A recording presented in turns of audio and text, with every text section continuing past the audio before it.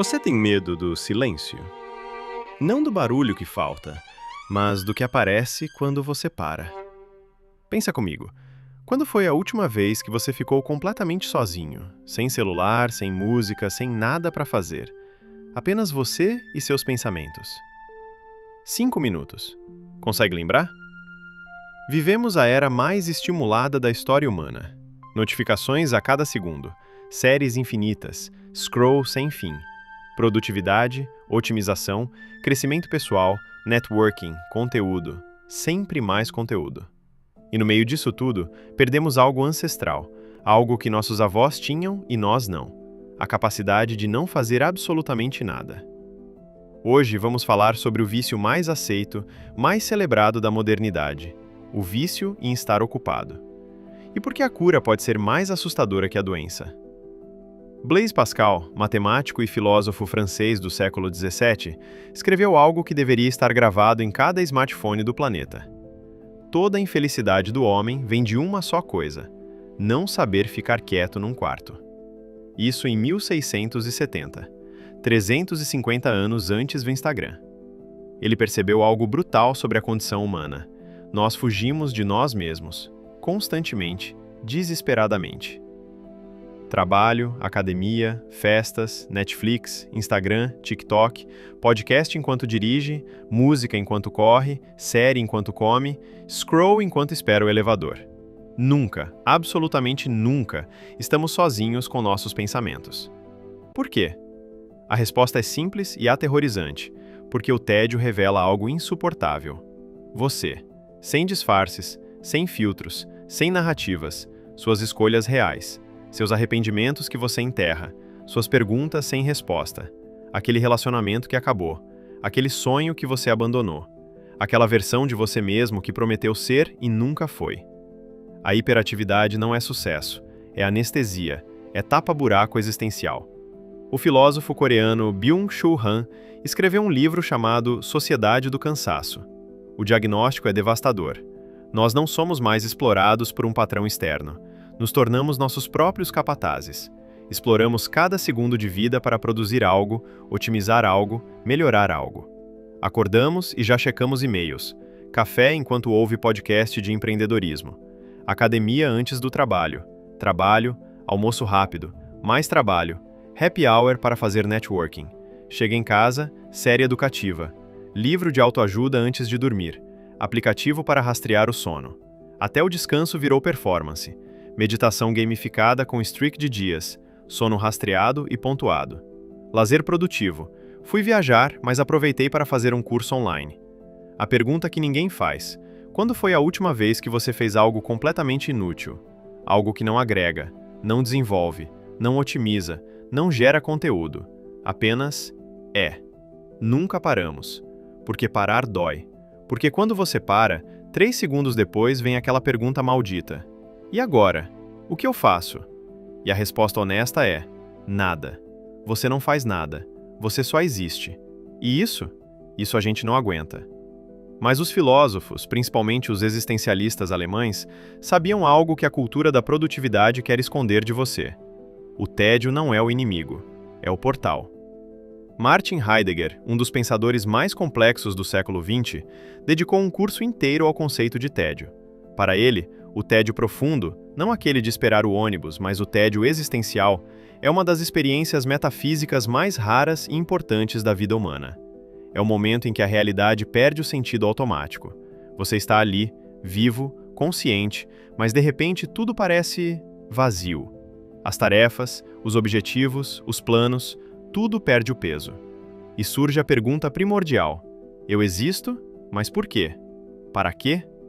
A maioria das pessoas foge desse momento como se fosse uma praga. Liga a TV, pega o celular, liga para alguém. Qualquer coisa para não encarar o vazio.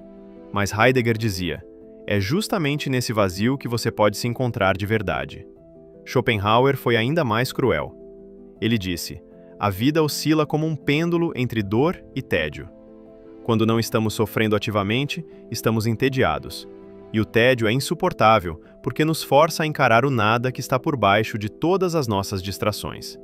Mas veja bem, Nietzsche, que leu Schopenhauer e discordou dele em quase tudo, Viu oportunidade onde o pessimista via tragédia. Para Nietzsche, no vazio você pode criar. Não existe obra-prima sem horas, dias, meses de solidão brutal. Sem encarar o papel em branco, a tela vazia, o silêncio ensurdecedor.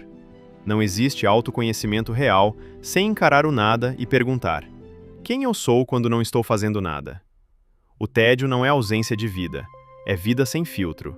É a realidade crua, sem o Photoshop das tarefas e compromissos. E aí, chegou o século XXI, e com ele, a maior revolução no gerenciamento da atenção humana desde a invenção da escrita. Algoritmos. Não qualquer algoritmo. Algoritmos de recomendação, movidos por inteligência artificial, que aprenderam a nos conhecer melhor do que nós mesmos. Eles estudaram bilhões de horas de comportamento humano e descobriram algo assustador. Você não aguenta 3 segundos sem estímulo. TikTok percebeu isso antes de todos. Vídeos de 15 segundos, transições rápidas, cortes frenéticos, música alta, dopamina em loop infinito. Você não escolhe assistir o próximo vídeo. Você não consegue parar. Já tentou fechar o TikTok e percebeu que 3 minutos depois você abriu de novo sem nem perceber? Isso não é fraqueza sua, é design. É engenharia de atenção feita por algumas das mentes mais brilhantes do planeta, pagas com bilhões de dólares com um único objetivo: manter você lá. Sempre. Para sempre. Instagram pegou o modelo e acelerou. Reels, Stories, feed infinito. YouTube fez o mesmo. Shorts, autoplay eterno.